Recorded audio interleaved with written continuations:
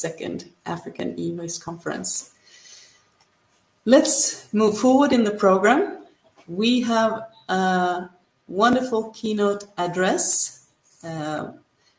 It will be Professor Bitange Ndemo, who is the Kenyan ambassador of Belgium, a keen and very knowledgeable person when it comes to entrepreneurship, communications, technical development, and more.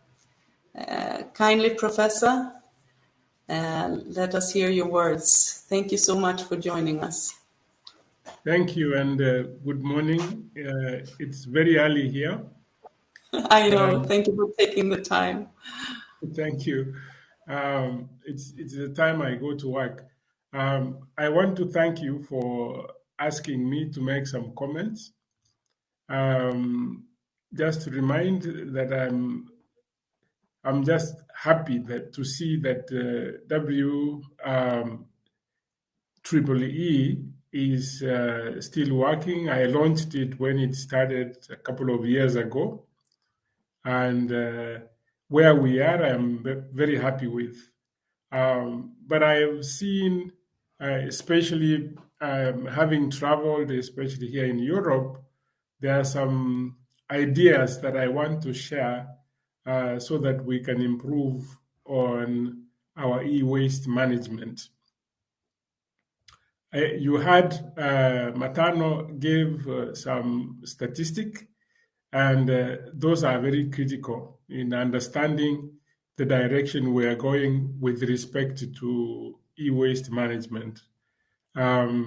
You can see very easily that the more developed the country is, the more e-waste they have. Africa is beginning, by 2030, almost 50% of African countries would be into the middle income. But in as much that is good, middle income also there is misbehavior with respect to utilization of resources like electronics. Having worked in Kenya very closely, both with the informal and formal sector, there are interdependencies which are very critical with respect to managing e-waste. I say this because during COVID, I remember we had some women whom used to come to the university for a number of issues. And then they asked us if we could help because the shutdown was killing their businesses. And the first thing we asked them if they had any smartphone. But within a few minutes, we called people. People got some old smartphones, gave them, and we took an hour to train them on how to use it, take pictures, send the supplies they have to their customers, and within 2-3 hours, they were in business, selling their produce to people who were locked up because of COVID, and leveraging the motorbikes. Actually, the enterprise began to flourish. Today, those women are not in micro enterprise, they have grown a little. The reason why I'm saying this is that either individually or from the organization, we have the capacity to be part of the circular economy. Many people have smartphones in their homes, which they don't require, but there are people who need those phones. What I'm trying to talk about is the ecosystem that becomes the circular economy. But in the meantime, we also must begin to maintain data.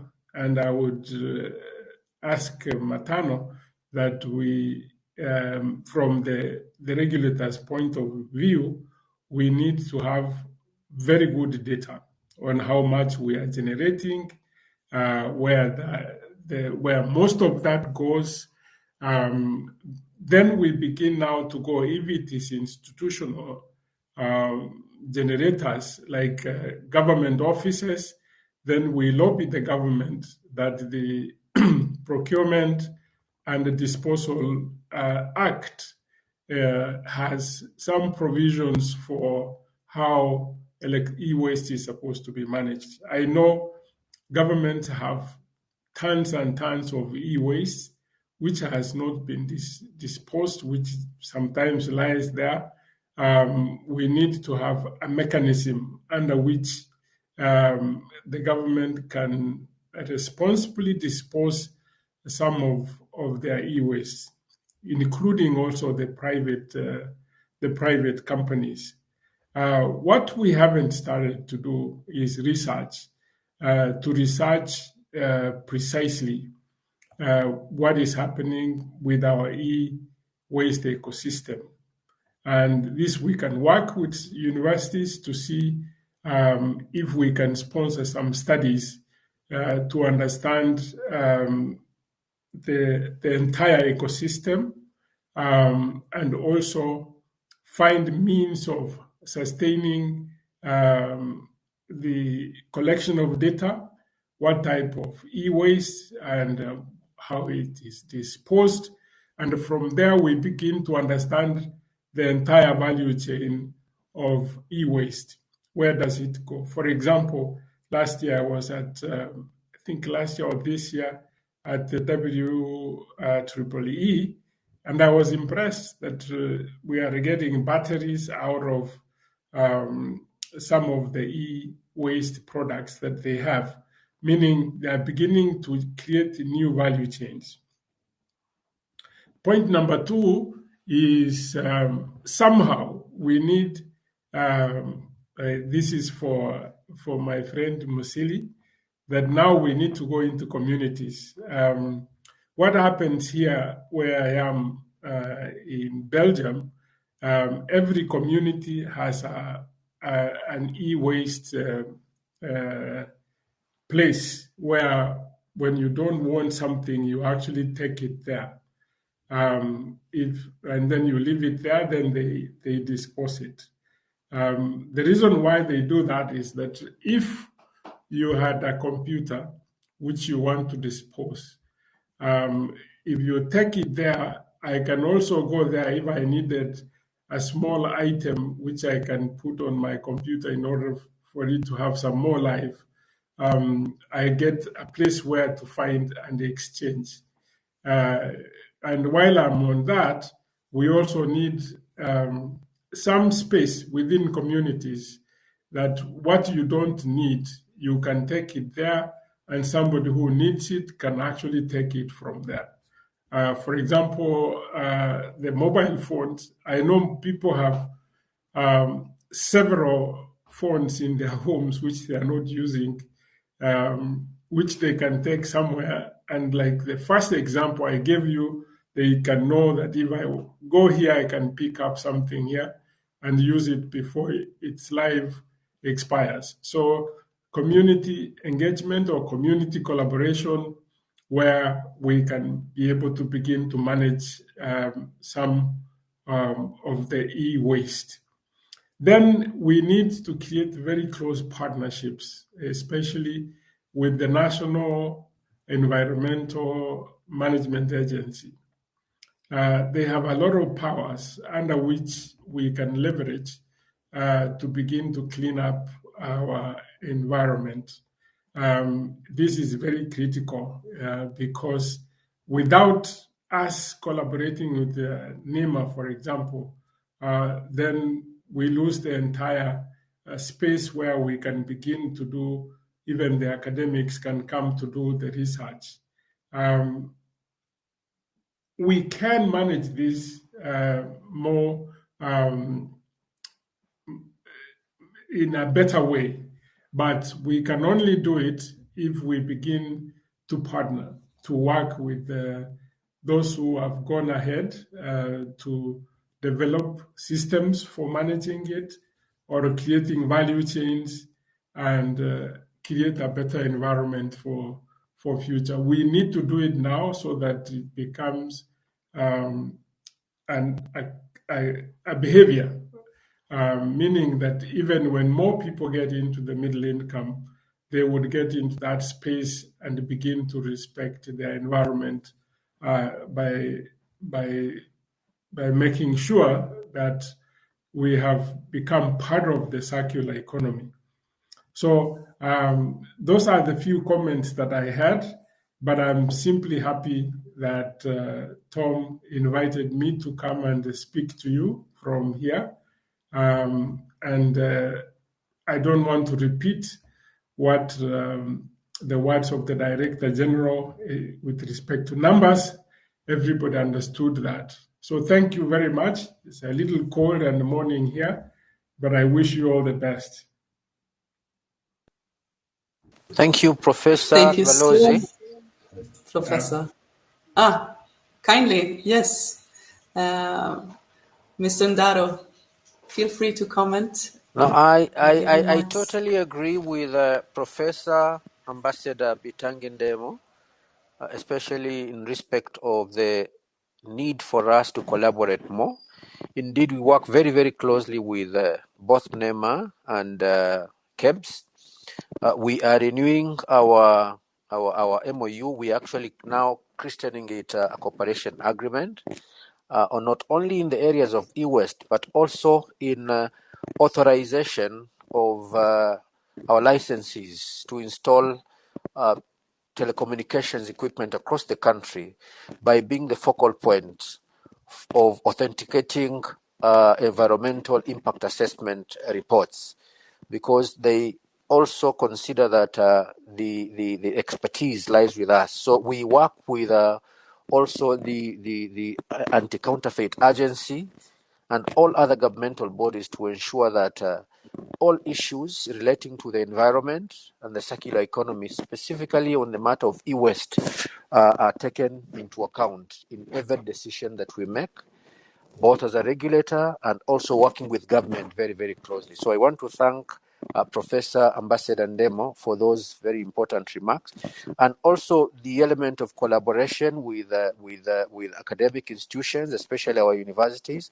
That is an avenue we have started exploring. We are also working with the entire region through a structure referred to as the East African Communications Organization, which coordinates the development and harmonization of common policies and procedures and regulations across the countries, not only on e-waste, but on all policy and regulatory issues within the ICT sector. So I want to thank Professor Ambassador Ndemo for those remarks, and we will continue collaborating.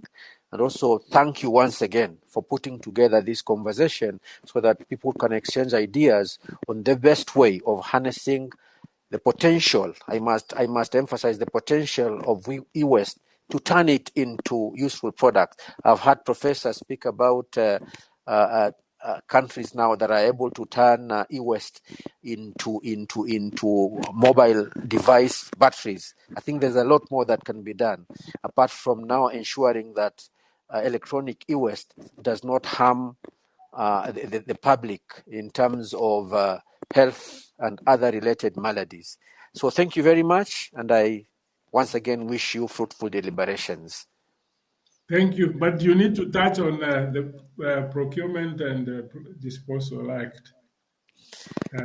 That's where the headache is. Yes, I think the disposal process is a bit stringent, because I think the old law, I think even the new law provides for donation of any asset that has outlived its useful years, but it doesn't specifically speak to disposal of e-waste. I don't think the words e-waste exist in that law. It is just about disposal of any assets that have been fully depreciated through the means that are articulated in the law and the attendant regulations. So perhaps it's a conversation that needs to begin for amendment of that law. Give Tom a minute, because we have started working on it. Yeah. And I don't know whether if Tom can make a comment.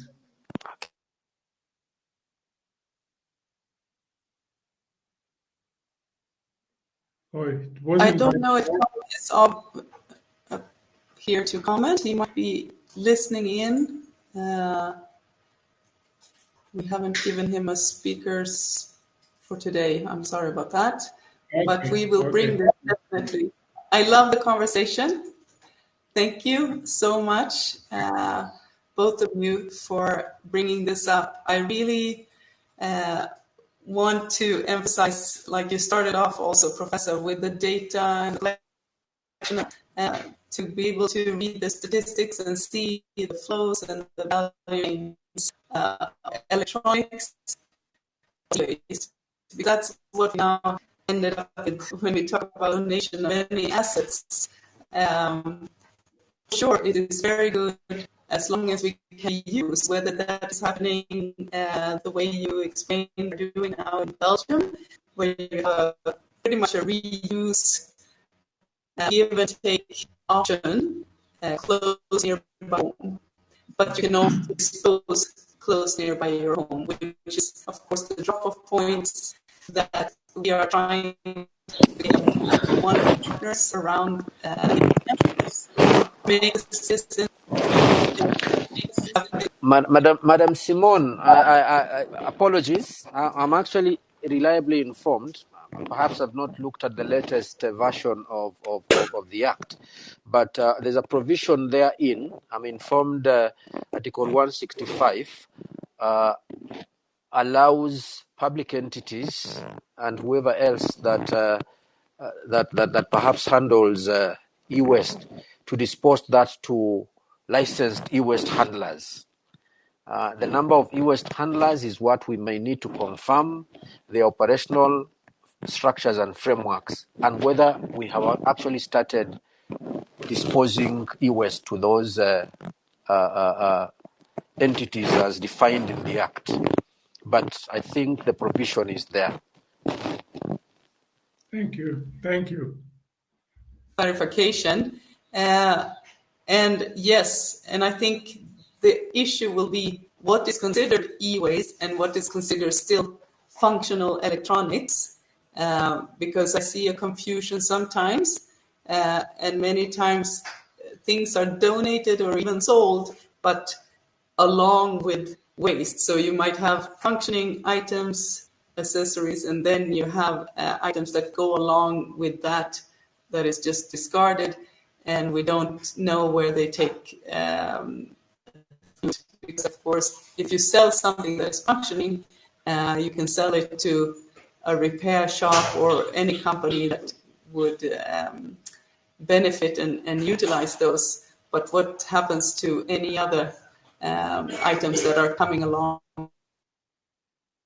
So yeah, very good. Thank you. And then when it comes to research, very good that you mentioned. There is some now happening through Ndemo and the World Bank funded projects for UPOP pollution and tracing where that is happening due to electronic waste connected to that. GIZ is going to do an assessment as well, but surely there is much more needed. So that is The area of research that is lacking is to come up with the value chains. What can a PC become after it becomes waste? Several countries are doing value chain studies. Is there value after this? What value is it? That is the space that is not being exploited in Africa. Very good. And it goes along with research touching upon circularity, which is what you actually are talking about here, coming into a circular economy. And I'm very happy that you mentioned that, because that is going to be one of the big themes tomorrow at the conference. We need to utilize the items as long as possible, but not only the items themselves, the components within them. to create a circularity and a longevity of each component and item. So we don't just crush them down to melt and recycle, which is taking so much more energy and resources than if we could dismantle and utilize that. So thank you for that remark. Also, the collaboration that Mr. Ndaro now mentioned, where the authorities are synchronizing themselves, collaborating both around legislative parts, but also follow through and the strategies, is exactly the way we need to go. So I'm very happy for that remark. Thank you so much. And for everyone now listening, more than 100 people, to know that this is actually happening today is really, really great and encouraging. So we need to harness the potential. We hope that today will actually show what is happening around in Africa. And also, of course, with the influence, we need to work together. So getting influences from Belgium and other countries is imperative for us to move forward as fast as possible to secure safe e-waste management and mitigate pollution from the electronic waste, as well as create opportunities in the circular economy.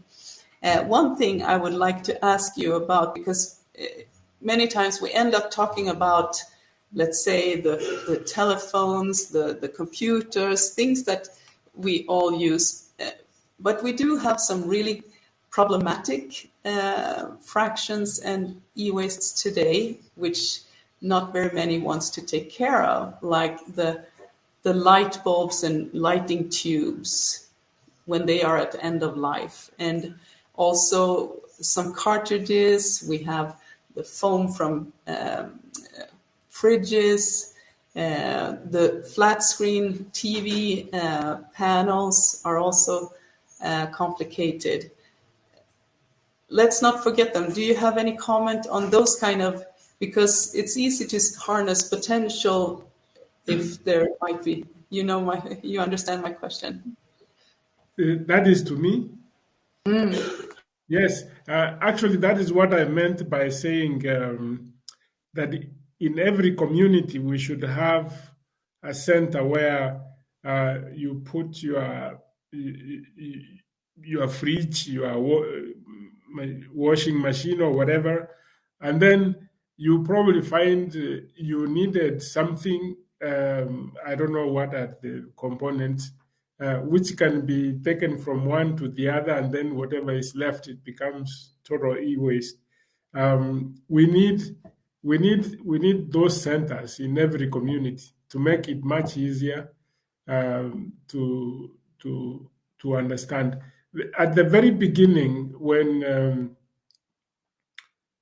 Tom started this, he used to convert those desktop into television, which actually took some time. We don't need that. We don't see that happening. We need now to begin to see whether some of the screens can be used. There's multiple innovations. Can we project on a computer screen that is not completely spoiled and make something out of it? These are some of the creative areas that we need to investigate. For sure, if you get a central place where people dump these things, you will find that 50% of those would be reused. Very good. Thank you so much. Yes, I agree. And then comes technologies for taking care of those really problematic fractions at the end of life when we don't see any more reuse. But I'm sure as the whole world is